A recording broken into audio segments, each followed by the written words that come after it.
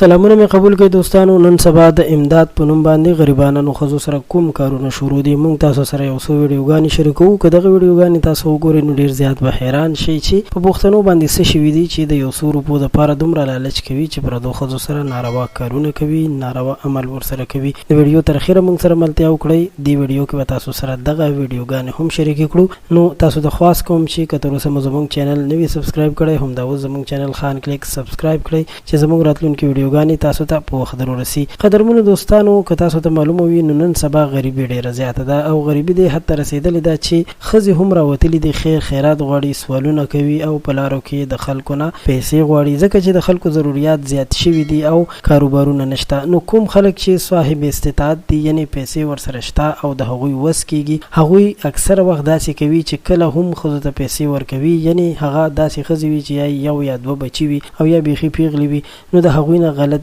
ډیمانډ هم کوي. زه دا هم وایم چې ټول سړي داسې نه وي، بلکې په دې کې یو څو د ګوتو په شمار وي چې هغوی دا عمل کوي.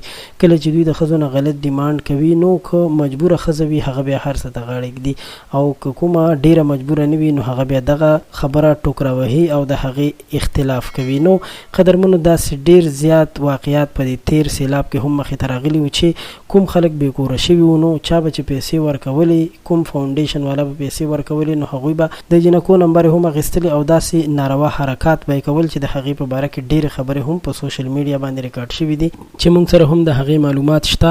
یقینا چې دا یو ډېر افسوسناک عمل و، ډیر زیات د شرم نه ډک کار دی چې ولې پښتانه دومره بې حسه شول چې هغوی د غریبانو ښځو نه هم د امداد په نوم باندې داسې ډیمانډ کوي، داسې غلط کارونه ورسره کول غواړي. ډیره زیاته د شرم خبره ده.